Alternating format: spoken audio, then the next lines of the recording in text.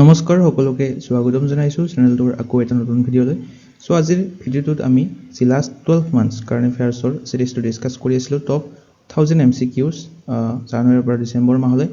So ইয়াৰে part 4 আজি লৈ আহিছো। ইয়াৰে আগৰ পাৰ্ট 3 যদি চোৱা নাই তেনেহলে ডেসক্ৰিপচনত প্লেলিষ্টৰ লিংকটো দিয়া আছে, তাতে ক্লিক কৰি আপোনালোকে আগৰ 3টা পাৰ্ট চাই ল'ব পাৰে। আজিৰ ভিডিঅ'টোত টোটাল 50টা কোৱেশ্চন আছে আৰু শেষত আপোনালোকৰ বাবে এটা কোৱেশ্চন এৰি থোৱা আছে। গতিকে ভিডিঅ'টো আপোনালোকে শেষলৈকে চাব। ইয়াৰে পৰা এটা নাইবা দুটা কোৱেশ্চন আহি যাব পাৰে। গতিকে যদি আপোনালোকে লাষ্ট 12 মান্থছ কাৰেণ্ট এফেয়াৰ্ছৰ কন্টেন্টখিনি ল'ব বিচাৰে, আমাৰ চেনেলটোৰ 2100ৰ অধিক MCQ আছে এই বুকলেটখনত। কাৰেণ্ট প্ৰাইচ হৈছে কেৱল 80 rupees। যদি ল'ব বিচাৰে এই নম্বৰটোত হোৱাটছআপ কৰি এই বুকলেটখন আপোনালোকে পাৰচেজ কৰিব পাৰে। সো আজিৰ প্ৰথমটো হৈছে 152 নম্বৰ কুৱেশ্চন। ইয়াৰে আগৰ 3টা পাৰ্ট আমি 151টা কুৱেশ্চন ডিসকাস কৰিছিলো 50টাকে। সো আজিৰ ভিডিঅ'টো 152ৰ পৰা আৰম্ভ কৰিম। এইটো হৈছে প্ৰথম question. Prime minister inaugurates world's highest stand-up railway arch bridge in which state or union territory? তো বিশ্বৰ প্ৰথমখন ৰেলৱে আৰ্ক দলং এইখন হৈছে stand-up railway arch দলংখন। এইখন কোনখন ৰাজ্য বা ইউনিয়ন টেৰিটৰীত নিৰ্মাণ কৰিছে? অপচন সি জম্মু আৰু কাশ্মীৰত উদ্বোধন কৰিছে।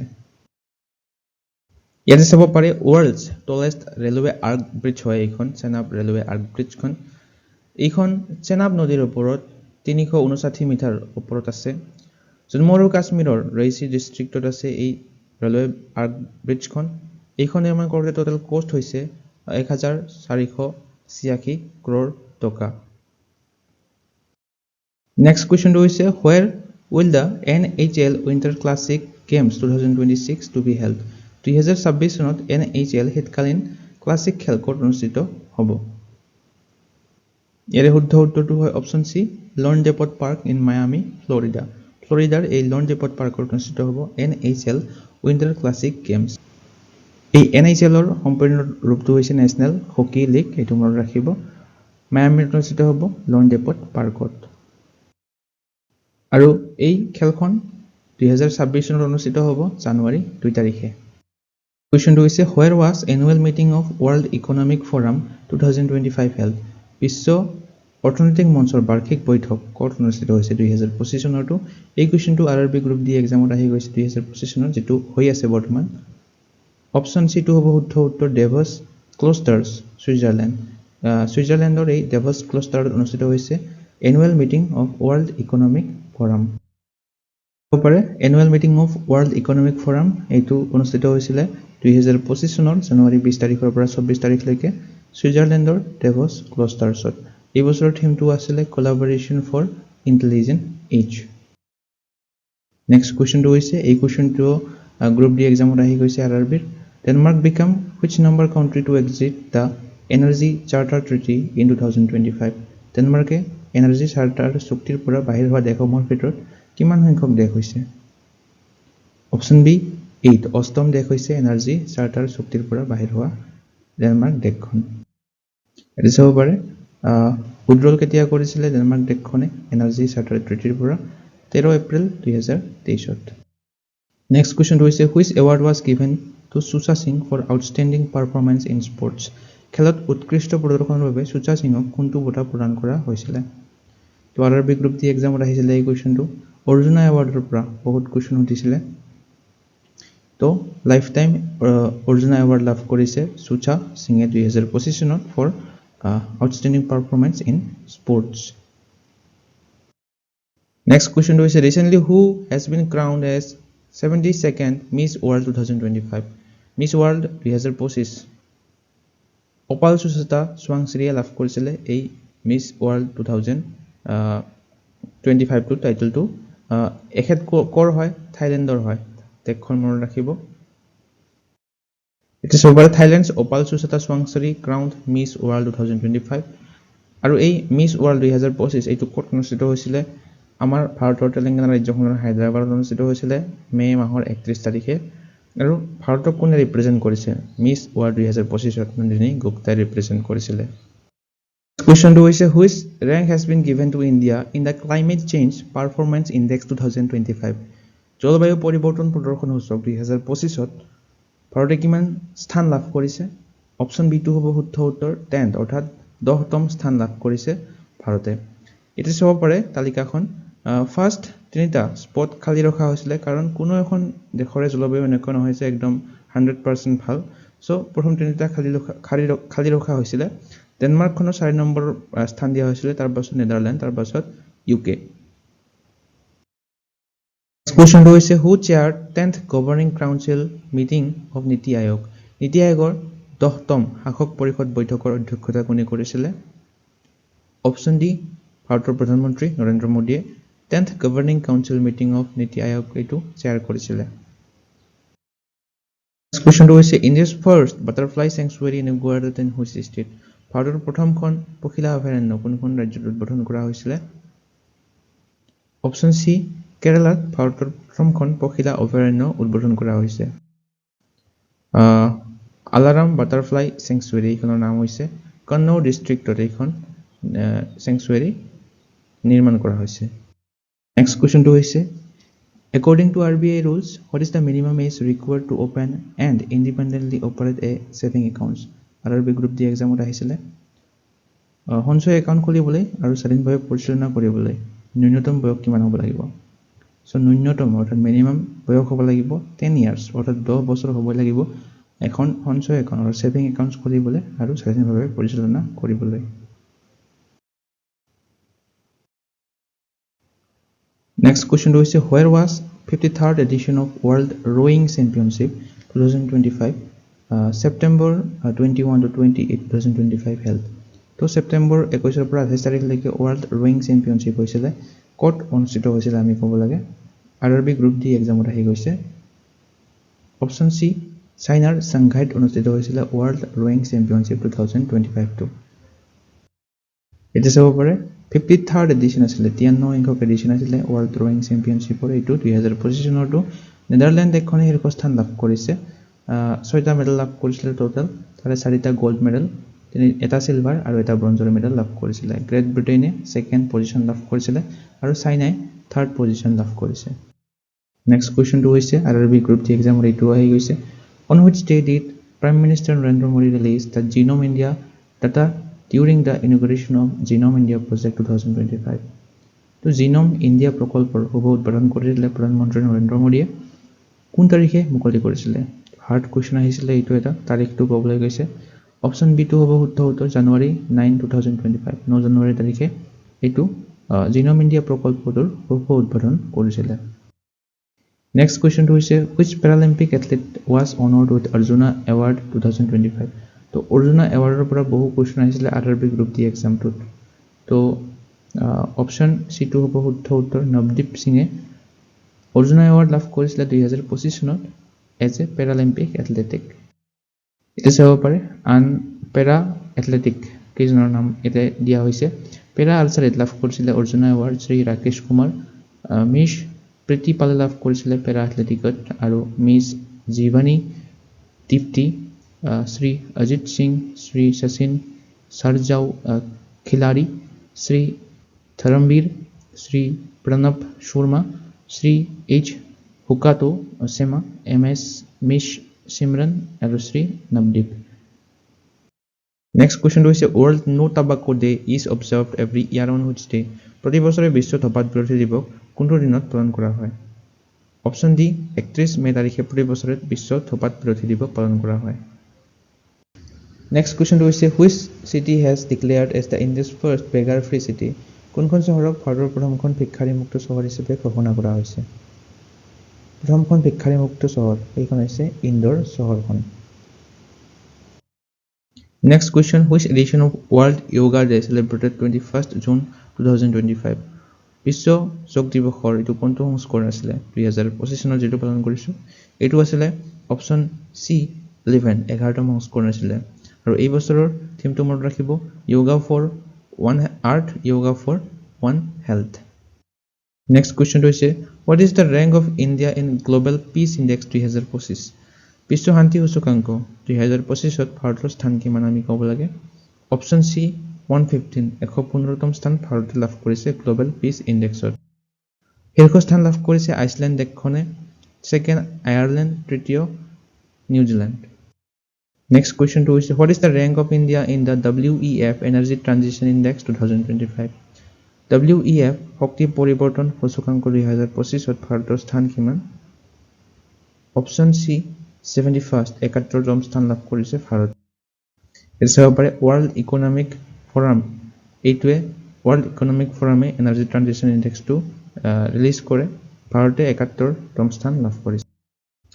On which date World Environment Day 2025 celebrated? বিশ্ব পৰিৱেশ দিৱস প্ৰতি বছৰে পালন কৰা হয়। এই বছৰৰ থিমটো আছিলে বিট প্লাষ্টিক পলিউশ্যন আৰু এইটো পালন কৰা হৈছিলে 5 জুন তাৰিখে। প্ৰতি বছৰে 5 জুন তাৰিখে বিশ্ব পৰিৱেশ দিৱস পালন কৰা হয়।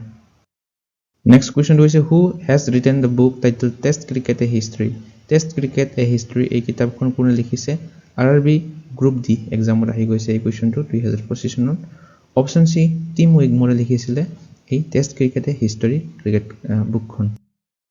Next where will Sindoor memorial park dedicated to operation Sindoor to be established?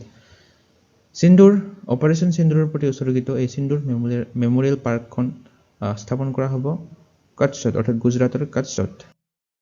এইটো চাব পাৰে গুজৰাট কাষ্ট ডিষ্ট্ৰিক্টত এইখন অপাৰেশ্যন সিন্দুৰ ডেডিকেটেড সিন্দুৰ মেমৰিয়েল পাৰ্কখন নিৰ্মাণ কৰা হ'ব। কুৱেশ্যনটো হৈছে on which month was arrow India 2025 show' organised in Bengaluru? তো বেংগালুৰুত এৰো ইণ্ডিয়া 2025 শ্ব'টো অনুষ্ঠিত হৈছিলে কোন মাহত আমি ক'ব লাগে? গ্ৰুপ ডি এক্সামত আহি গৈছে। অপশ্যন বি ফেব্ৰুৱাৰীত অনুষ্ঠিত হৈছিলে এৰো ইণ্ডিয়া 2025। এতিয়া চাব পাৰে ফেব্ৰুৱাৰী 10 তাৰিখৰ পৰা 14 তাৰিখলৈকে অনুষ্ঠিত হৈছিলে বেংগালুৰুৰ য়েলাহাংকা এয়াৰফ'ৰ্চ ষ্টেচনত। 15তম এডিশ্যন আছিলে এইটো। এই বছৰৰ থিমটো আছিলে the pathway to a billion opportunities. Next কুৱেশ্যনটো হৈছে in which state did DRDO successfully conduct the first flight test of its indigenous stratospheric airship platform on May 3, 2025? Option ডিটো হ'ব উত্তৰ মধ্যপ্ৰদেশ। মধ্যপ্ৰদেশৰ এই চিঅ'পুৰত অনুষ্ঠিত কৰা হৈছিলে DRDOৰ প্ৰথমটো উৰণ পৰীক্ষা ষ্ট্ৰেটস্ফেৰিক এয়াৰশ্বিপ প্লেটফৰ্মৰ।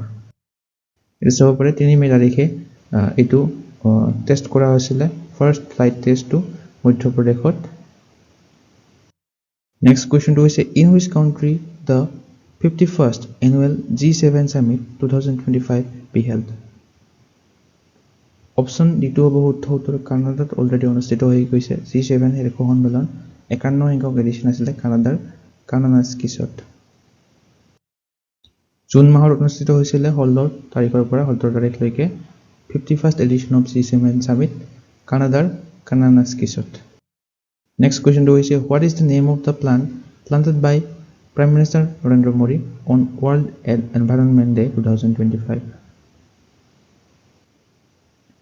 অপশ্যন চিটো হ'ব উত্তৰ সিন্দুৰ নামৰ এই গছবিধ ৰোপণ কৰিছিলে ৱৰ্ল্ড এনভাইৰনমেণ্ট ডেৰ দিনা নৰেন্দ্ৰ মোদীয়ে। চ' এতিয়া চাব পাৰে প্ৰাইম মিনিষ্টাৰ নৰেন্দ্ৰ মোদীয়ে এই সিন্দুৰ নামৰ গছবিধ ৰোপণ কৰিছিলে ৱৰ্ল্ড এনভাইৰনমেণ্ট ডেৰ দিনা 5 জুন তাৰিখে পালন কৰা হয় অফিচিয়েল ৰেচিডেন্সত তেওঁৰ নতুন দিল্লীত। আৰু এই সিন্দুৰ প্লেণ্টৰ চাইণ্টিফিক নেমটো হৈছে বিক্সা অৰেলেনা। নেক্সট কুৱেশ্যনটো হৈছে in which state India's first semiconductor factory to be build? ভাৰতৰ প্ৰথমটো অৰ্ধপৰিবাহী কাৰখানা কোনখন ৰাজ্যত নিৰ্মাণ হ'ব? অপশ্যন চি গুজৰাটত নিৰ্মাণ কৰা হ'ব ভাৰতৰ প্ৰথমটো ছেমি কণ্ডাক্টৰ ফেক্টৰী। টাটা গ্ৰুপে এইটো নিৰ্মাণ কৰিব গুজৰাটৰ ধলেৰাত। নেক্সট কুৱেশ্যনটো হৈছে how many young writers were announced for Sahitya Akademi যুৱা পুৰস্কাৰ 2025? এই কুৱেশ্যনটো RRB গ্ৰুপ ডিত আহিছিলে। তো টোটেল 23 জন যুৱ লেখকক এই সাহিত্য একাডেমী যুৱ পুৰস্কাৰ 2025টো প্ৰদান কৰা হয়। তো যুৱ পুৰস্কাৰৰ বাবে টোটেল 23 জনক প্ৰদান কৰা হৈছে আৰু বাল সাহিত্য পুৰস্কাৰৰ বাবে 24 জনক চাইল্ড্ৰেন অথৰক প্ৰদান কৰা হৈছে টোটেল 24টা ইণ্ডিয়ান লেংগুৱেজত। নেক্সট কুৱেশ্যনটো হৈছে Who became the second Indian to go to space after 41 years on 25th June 2025? মহাকাশলৈ যোৱা ভাৰতৰ তৃতীয়জন ব্যক্তি হৈছে অপশ্যন বি শুভাংশু শুক্লা। এটি চাব পাৰে এলং উইথ শুভাংশু শুক্লা তেওঁৰ লগত আৰু 3জন পেছেঞ্জাৰ গৈছিলে।